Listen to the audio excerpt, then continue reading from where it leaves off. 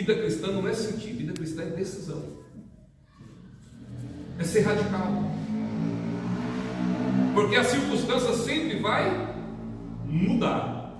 As pessoas que hoje você está achando que está bem com você, amanhã já está bicuda com você. Aí você pergunta: o que é que eu fico? Não sei. E não precisa saber nada, porque o ser humano ele é complicado. Não precisa de motivo, né? Ele olha e fala assim: não, o pastor não riu para mim hoje, pois o pastor está de mal comigo. Então, o ser humano ele é, como dizer, é um ser que vive altos e baixos, mas cristão não tem esse negócio de altos e baixos. Não. Vida cristã não pode ser. Glória a Deus, a vida do homem sem Deus, ele leva isso aí. É como um mar em cima e embaixo. Nós, como cristão, eu tenho equilíbrio. Eu preciso manter a postura. Então, quando ele diz aqui que você precisa desenvolver a salvação, mas peraí, então a salvação já não é pela graça, eu não desenvolvo, não. A salvação é tão graça que a graça de Deus trabalhando em você, você aceitando a graça de Deus trabalhar na sua vida. Porque ninguém aqui aceitou Jesus porque quis. Você aceitou ele porque Jesus operou na sua vida. Glória a Deus. Ah, pastor, que é isso? Eu já falei sobre isso aqui, mas alguns irmãos estavam. Eu vou repetir de novo.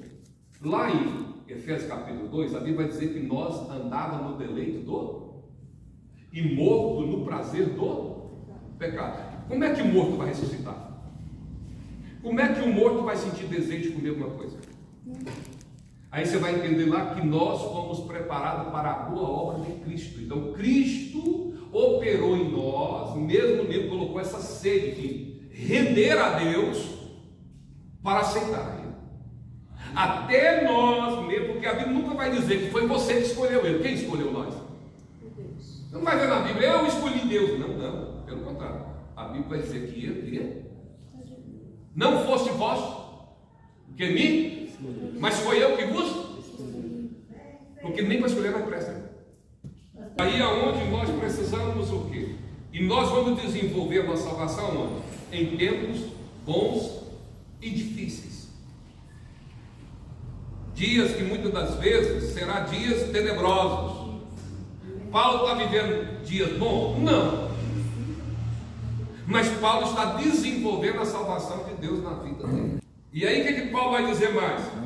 Porque Deus, verso 13, porque Deus é quem opera em vós tanto querer como efetuar, segundo a sua boa vontade. Então você vê que a única coisa que opera em nós é deixar Deus trabalhar em nossa vida. Capítulo 2, versículo 9 vai dizer: aquele que começou a boa obra há de terminar até aquele dia. Então eu tenho que entender que eu estou no processo. O problema é que nós o quê? A gente não quer o processo, a gente quer a promessa. Esse é o problema nosso. A gente quer chegar na promessa sem passar pelo... E se eu não passo pelo processo e não aprendi no processo, mas quando eu chegar lá, vou ficar assim: o que eu estou fazendo aqui mesmo? Eu não aprendi nada. Eu cheguei aqui, mas o que é mesmo? O que Deus quer comigo? Aí você vê gente jogando, chutando balde, jogando bênção fora, perdendo as oportunidades da vida que Deus deu. Gente que falava que amava Jesus, que hoje odeia Jesus. Gente que vinha para a igreja e cantava: só o Senhor é Deus, que hoje Deus não é nada na vida dele mais. Porque ele passou pelo processo e não aprendeu o processo. É como se você passar pela igreja, a igreja vai passar por você. É a mesma coisa você passar pela escola, a escola não passar na sua vida. Existe muita pessoa dessa forma. Ele passa pela igreja, mas a igreja não passa na vida. Ah, mas quem fulano não é da igreja? Não, ele passou na igreja, ele não é da igreja. Diferente. Certo? E a gente culpa o quê? Não. Não é a igreja. É que ele passou pela igreja, mas a igreja não passou na vida dele. E aí Paulo vai dizer que tanto, porque Deus é o que opera em vós, tanto o querer, sabe aquela semana você fala assim, o Espírito Santo começa a trabalhar você precisa orar mais essa semana, aí Deus diz assim, eu estou efetuando você, porque a gente não levanta com vontade de orar, a gente não levanta com vontade de ser mais santo, a gente não levanta por si só dizer assim, eu vou ser mais fiel, não, existe um agir de Deus assim, eu quero que você seja mais fiel, é um trabalhar de Deus, e eu estou colocando um querer na sua vida, então você dispõe, abre esse espaço para você deixar esse Deus mover na sua vida. O querer está vindo dele, porque a nossa carne não quer isso, meu querido. A nossa carne não quer, não. A nossa carne não quer. A carne só quer coisa da a carne quer coisa só da carne. Nós não queremos santidade, nós não queremos viver uma vida mais santa. A carne só quer realmente coisa podre, infelizmente. E nós precisamos entender que o mundo todos os dias estão aí pintando esse quadro para que a nossa vida, as nossas concupiscências sejam realizadas. Ou não? E se nós não voltarmos para a Sagrada Escritura, a gente acaba se desviando. Por quê? Porque o mundo está pregando a nossa cobiça que está dentro de nós. Não é que o mundo está sem Deus, é que existe uma cobiça dentro de nós. E todos os dias nós precisamos ser libertos dessa cobiça. Então nada é errado nós obtermos. O errado é o quê? É deixar que a cobiça tome conta de nós. E o mundo está aí para despertar. Lembra de Jesus na tentação? O que o inimigo queria fazer com Jesus? Despertar a cobiça dentro dele. Mas só que quando olhou por dentro do coração de Jesus, não tinha cobiça, só tinha vontade de Deus. Ele queria só fazer a vontade de Deus. Então você pensa que o inimigo, a primeira coisa que ele colocou para Jesus foi o quê? A vontade dele, urgente, em primeiro lugar. Transforme essa pedra em... Não era isso que ele precisava? Não era isso que ele necessitava naquele momento? É o que o inimigo vai fazer com você. Ele vai trabalhar as suas necessidades. Ninguém sabe da minha vida. Quem cuida da minha vida sou eu. Não, quem cuida da sua vida é Deus. Quem dirige a sua vida é Deus. Eu não posso nem entender nem saber a sua vida, mas quem dirige a nossa vida é Deus. Porque se não for Deus, você vai entrar num perigo muito triste na sua vida. Nós precisamos, todos os dias, trabalhar a vontade de Deus sobre a minha vida, e não simplesmente a minha vontade. A oração do Pai Nosso, quem vem primeiro? A vontade nossa ou a vontade de Deus? Então a vontade nossa, ela está em segundo plano. E o que nós fazemos? Colocamos essa vontade em primeiro lugar e Deus em segundo plano. É como se você pegasse uma base aqui, colocasse base, estou colocando aqui, então se você colocou a base aqui em cima, aí quando você coloca a base aqui em cima, tudo isso aqui vai desmoronar. Por que desmoronou? Porque a base está em cima, a base tem que estar onde? Embaixo. E é por isso que as pessoas não têm uma vida triunfante no cristianismo, é por isso que a pessoa não tem uma vida triunfante no evangelho, ou na obra da igreja. Por quê? Porque coloca coisas na base onde não é base. E aí Deus diz, eu vou operar na vida de vocês o querer como é o efetuar. Então você vê que é a mão de Deus, é a obra de Deus. Salvação nunca vem do homem, nunca vem nada do homem, tudo vem de Deus. E nós temos um motivo de alegria, de ser grato a Deus, porque nem para isso nós prestamos para fazer. Não somos bons, não, irmão. Nós não somos bons. Bom é Deus que está no céu. Nós não somos bons. Nós temos todo dia assim, como eu disse um dia, Deus te usa, mas você tem defeito, você tem falha. E a gente muitas vezes olha a falha do outro que a gente não comete e quer pisar. Mas a minha eu quero ver, não. Quando eu acuso o outro, eu só estou querendo dizer que eu não estou errando sozinho, tem mais gente errando. Essa é a minha vontade. E se eu estou acusando, é porque é o seguinte, porque se eu estivesse no lugar dele também, eu tinha feito a mesma coisa. Eu estou julgando baseado no meu caráter. Essa é a verdade. É a verdade. Ah, mas todo mundo rouba, está lá porque rouba. Se eu estivesse lá também, eu roubava.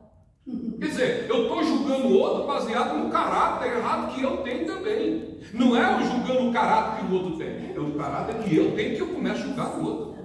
Lembra quando Jesus falou para aquele povo lá, quem de vocês não tem pecado, tira o quê? Mas todo mundo queria acusar, todo mundo queria tirar um pedacinho, queria jogar uma pedrinha. Mas Jesus falou para eles, não, você não vai fazer isso, porque todos vocês aqui também têm pecado. Então cada um cuida do seu, de estimação, em vez de cuidar do outro.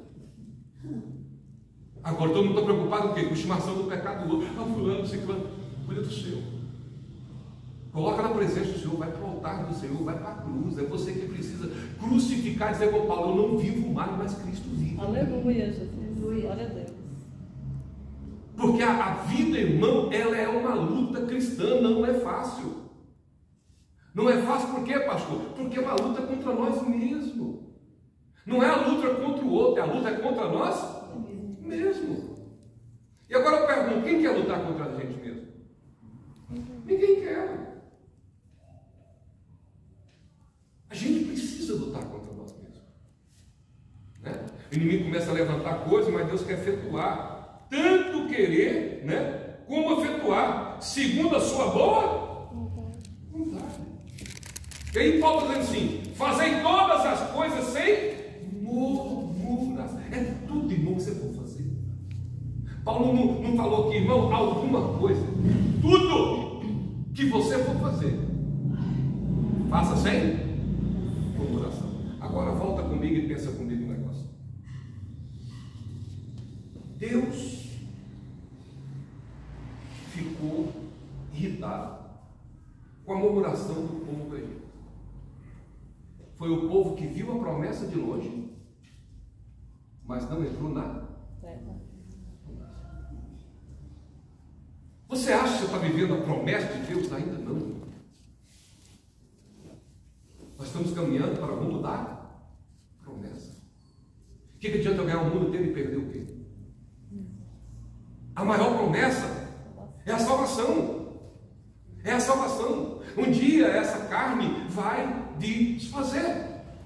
Um dia nós vamos ter que ter um encontro com o Senhor. E aí, meu irmão, não tem bem, não tem marido, não tem filho, não tem pai, não tem padrinho, não tem batizado, não tem ninguém. É só nós e Deus. Não há mais ninguém. Glória a Deus.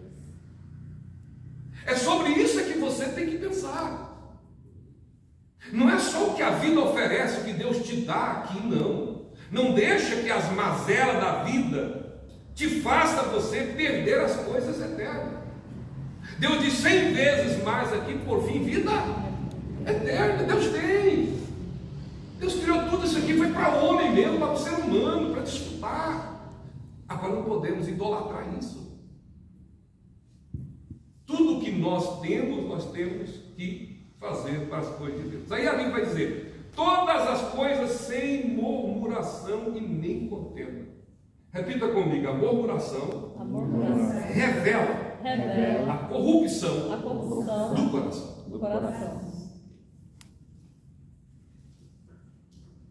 Então, irmão, o que sai do coração é o que vai. E agora vamos dizer o seguinte: qual que é a boca que Deus qual que é o instrumento que Deus mais usa dentro da igreja?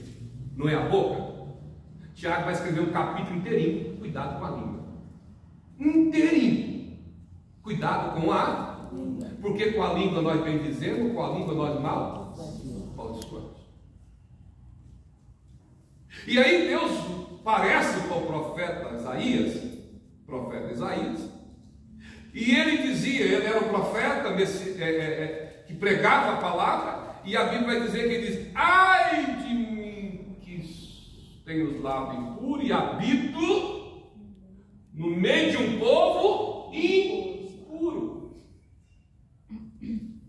A gente escuta tanta bobagem no telefone o dia inteiro, a gente escuta tanta bobagem no emprego, tantas conversas de baixos escalões.